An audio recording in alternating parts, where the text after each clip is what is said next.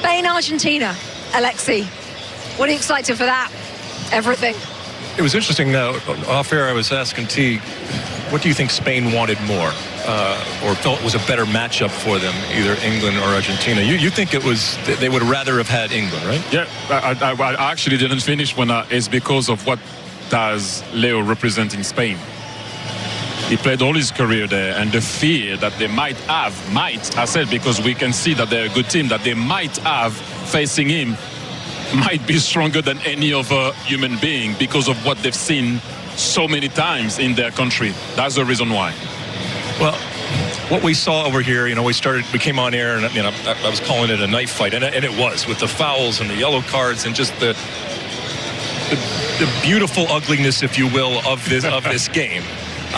And we talked about the game yesterday that involved Spain. That was a much more refined type of affair. And so now you have these kind of two competing cultures clashing in this final.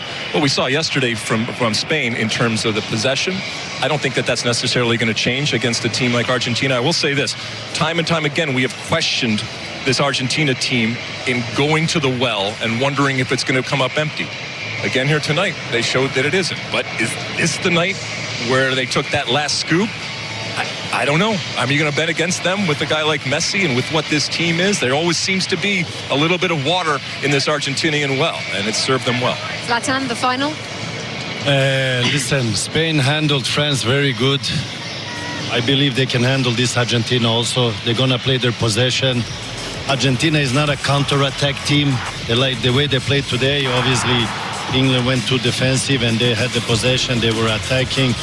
But I believe Spain is going to do their thing. They're going to play collective. They're going to give and go, keep those passes go around. And then you're going to challenge on the sides with Yamal. And I believe Argentina, if they don't have patience, they're going to start hunt the ball and lose patience and be more aggressive. But I believe Spain is going to dominate that game. For me, look, what else do you want? European champion versus South American champion and world champion. Lamine Yamal versus Leonel Messi. The future, and this guy is the past, the present, and the future, and the forever. So, yeah. Let's wait and see what's going to happen, but I'm excited to see that. Obviously, I would have loved to see France there. You would have loved to see England there. But we're going to play for the third and fourth Maybe place. We should go to Miami and do that one. No, I'm okay. Listen, we are not in the final. England, France. No. US. All failed. But we are going to the final. We are going to the final. That was sure that we were going to the final. And we're going to have a party either way. Even after the red you gave her? Yeah, but she got suspended one game. She was back after that one game. Not only are we going to the final, it's a 4-hour build-up as well for you on Sunday, 11 a.m. Eastern. 4 hours. Is when 4 hours, my friend. Argentina fans had reason to celebrate 4 years ago in Qatar, and they are dreaming of another World Cup title this summer. They have descended on New York for tomorrow's final. Lamine Yamal and Leonel Messi squaring off in the final has sparked all the interest in this famous photo of Messi with Yamal as a baby. And our Tom Brady was curious about it when they met up yesterday. You and Lamine Yamal, you guys took this iconic photo when he was a baby. And for you guys both to be going up against one another in his first World Cup final and potentially, hopefully not, your last, is very prophetic. What does that picture mean to you? La verdad que esa foto es una locura porque bueno, es la vida, ¿no? Yo me hice una foto cuando él era bebé y que hoy estemos los dos enfrentando una Copa del Mundo. La verdad que lo que digo es una locura, pero nada, es uno de los mejores del mundo en este momento, sin duda. I did say we were a little concerned about the weather. I think this is just getting all the rain out before the World Cup final tomorrow. The rain is actually horizontal at this point, but we are absolutely fine, aren't we, chaps, up here? Absolutely fine. That photo, Alexi, football throws up almost unbelievable stories at times, and that's got to be one of the top ones. It's amazing that photo exists and what is going to happen tomorrow. I also think it kind of graphically illustrates that, you know, this is a godlike figure. This is in this baptismal type of moment here. Messi is viewed as in not just a player. There's a religious and spiritual way that Argentinians view him, and just his fans view him. So it's amazing. But Lamine Yamal's grown up, so and he and Spain are going to be ready for Messi in Argentina tomorrow. And Casper, when anybody plays Messi, they of course feel some kind of way. But when these Spain players play him, it does feel a bit different, doesn't it? It adds an unusual wrinkle to the game. It certainly does, because he obviously grew up there in many ways. And, you know, along with this photo that we see here, we've been seeing online circulating photos of him with Dani Olmo and with loads of other players, you know. So Messi isn't just a godlike figure in Argentina. He's a godlike figure within football. So it's a massive, massive occasion. I think two teams that are very, very different. You know, you've got probably the best team against probably the best collective. You know, it's going to be a really interesting matchup. There's so many different connotations and small little subplots everywhere that gives this game an incredible edge. One of those subplots we were just working out, weren't we, Peter? For Messi to win the Golden Boot, he needs to either score a hat-trick, fine, or 2 goals and an assist. Yep, against Spain, who so far in this tournament has conceded 1 goal. And you know, you think about that, we said that out loud, and you said, yeah, but if anyone can do it, it's Messi. And the way that he's played this tournament, I've been to 4 or 5 of the games so far, and when you see how he plays, how he preserves energy, and he picks his moments where other players are getting tired, and he picks that space that creates, and all of a sudden everything has changed. And nothing is a better proof to that than what happened against England. It was 2 moments of absolutely brilliance from Lionel Messi. But it is at a time where everybody else are just tired. I mean, as I'm saying this, we're showing goals he scored in the first half, but just really sort of tired up. That's against Jordan when he came on and scored. But he's just, I don't know how you could, at 39, how can you can improve your game? And that's what he's done. There's a lot of things he can't do that he could do 10 years ago, but he's more effective now. And, you know, I've always been, because of Man United and Ronaldo, I've always been on the Ronaldo side of the argument. But I have to say that he really has won me over this tournament. He's been absolutely fantastic and needs to be tomorrow as well. Yeah, I think one of the things that really hit me was listening to David Beckham talk about how Messi is prepared for this tournament. You know, it was already 4 months ago. He was starting to come in double days. He was doing extra work all the time. So all this thing about age, it doesn't really matter when you're in that kind of shape. It doesn't matter. And you said about how he preserves energy. That's one of the geniuses of him. Yes, he has a team behind him that accepts he's not going to defend, because they know when he's needed to finish games off, when he needs you to win your World Cup. They'll do all the hard yards for him. So he preserves his energy. I've been on the receiving end a couple of times of thinking, oh, he's just drifting out of the game, and then bam, all of a sudden he's in there and he scores against you. And Lex, apparently a few years ago, he just came to America to retire.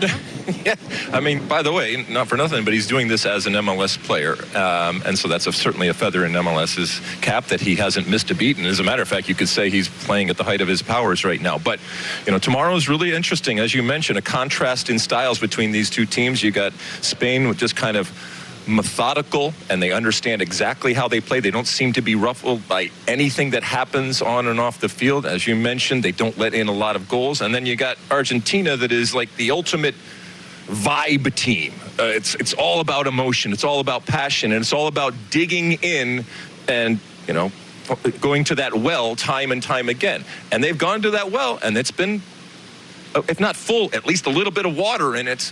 And you just worry as to when that stops. But are you going to bet against Messi? I mean, a lot of times fools have done that. This time tomorrow, we shall know who has won the World Cup. Well, Argentina chasing a 2nd straight title this summer. France settled for 4th place at this summer's World Cup. But Kylian Mbappe scored twice in today's 6-4. Yep, 6-4. Lost to England. Mbappe finishing the tournament with 10 goals. Not bad. That is the most by any player at a World Cup since Gerd Müller in 1970, and it means Mbappe is the top scorer this summer. He was asked about the Golden Boot race after the match. Non, je l'ai dit, Léo il marque tout le temps. Demain il va marquer, c'est sûr. Moi j'essaie juste d'aider mon équipe à chaque fois à marquer. C'est sûr que quand tu marques autant de buts en Coupe du Monde, ça te fait évoluer dans certaines sphères, mais voilà, j'aurais aimé ne pas être le meilleur buteur de l'histoire et jouer demain le match. Donc Je pense que c'est bien pour tout ce qui est héritage et quand on va arrêter de se dire que j'ai été un de ces joueurs-là. Mais aujourd'hui, c'est pas la première chose qui traverse mon esprit. Merci Kylian. So he's the top scorer right now, but just to say again, because Messi has the same number of assists right now, and that's the first tiebreaker. If Messi gets 2 goals and 1 assist in the World Cup final, he will finish with the Golden Boot, or of course, if he gets a hat-trick, he will. So we're coming down to just those 2, Lex. I mean, it's a dream too, isn't it?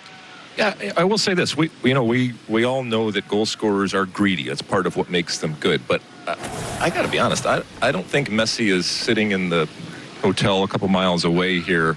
I don't think he gives a flying you-know-what when it comes to the Golden Boot relative to winning a World Cup. And we even saw Kylian Mbappe there, who is greedy in a good way. I use that term affectionately and as a positive. Say, I would much rather not be in this race and be playing tomorrow. So I think he understands that the goals will last, and goals last for goal scorers, but winning a World Cup, and when it comes to someone like Messi going back-to-back and winning a World Cup, that carries so much more weight, I think, than the actual goal scoring. Now, the practical part is that in order for Argentina to win, he kind of has to step up and do what he does so well, which is either score or assist. Yeah, and actually it's quite funny, Peter, when you look at the way that Argentina have won these games, this World Cup, he might actually have to get a hat-trick at some point tomorrow. But they're still up against a team that's only conceded 1 goal. True. So, it's going to be it's that game tomorrow, Bo. It's not going to be anything like what we've seen today. Got to be more disciplined, like we've seen there from Kylian Mbappe. What you're saying about Messi, they would much rather win the World Cup than going out there to do or achieve something individually. But they would much rather win it. That means every player goes on the pitch tomorrow fully focused, concentrating on the tactics. They're not going to take massive risks in the first hour, depending on, of course, how it goes.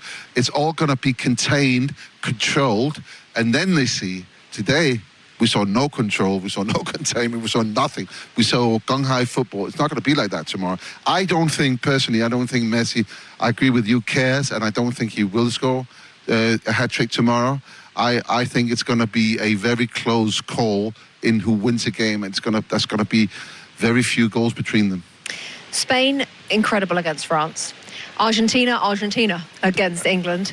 How will it look tomorrow?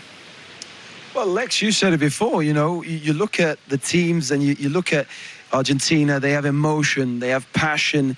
They are, and I use this word in the best possible, street fighters, They are ready to scrap for anything. They have their leader, their god in Leonel Messi, and they'll follow him to the end of the earth. Then you have Spain, It's calm, it's possession, it's almost poetry, it's structure. And the interchangeable nature of their team is they can change players because they've all played that system from when they were kids.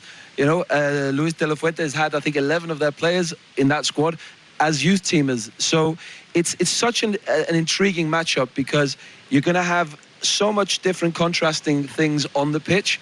But I agree with you. I don't think that it's going to be anything like we've seen today, unfortunately, because it's a World Cup final. Nobody's going to want to lose. And that's the big thing. If you go out and you play big, expansive football early, someone's going to catch you out. And the quality that both teams have, if you give Messi an inch, he'll catch you out. If you give Spain an inch, they'll catch you out. I think the big difference between those two teams is that Spain, they have a way of playing. And it's a brilliant way of playing, and they can perform that way in every game they play.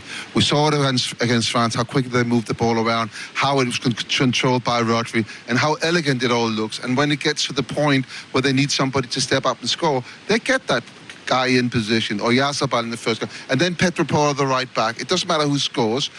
Argentina, they do what they need to do. They can put a test. So against England, they came out to fight every player, and they came out to disrupt the England game. They came up to make every individual player angry, really angry. A fight was pushing them over. And when they needed to play neat football and actually open up a really solid defense, they also have that ability. And that, I think, is a big difference between the two teams. I don't think Spain is going to get caught up in the knife fight that is Argentina and what Argentina wants to do, even if they try. The other part is, the other day against England, when Argentina needed to turn it on, they were able to maintain possession of the ball.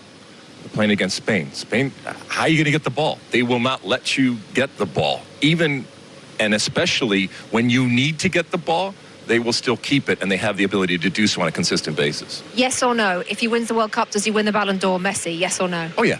Yeah? Yeah? Yeah, of course. Yeah? Absolutely. Okay, then we'll go back down the line. Spain or Argentina? Go. Spain. I'll go Spain. Spain. Oh, so he's not going to win the Ballon d'Or. 3 Spains on the set. Gentlemen, what an absolute pleasure having your company today. Right under the Brooklyn Bridge. That does it for us, though. Make sure you tune in to After Hours with James Corden at midnight. The special guest, Bryan Cranston. And James will no doubt have his thoughts, of course, on the World Cup final as well. Tomorrow we bring the curtain down on the 23rd FIFA Men's World Cup with Spain taking on Argentina in the final. Our coverage begins 11 even a.m. Eastern. We'll see you tomorrow. Bye for now.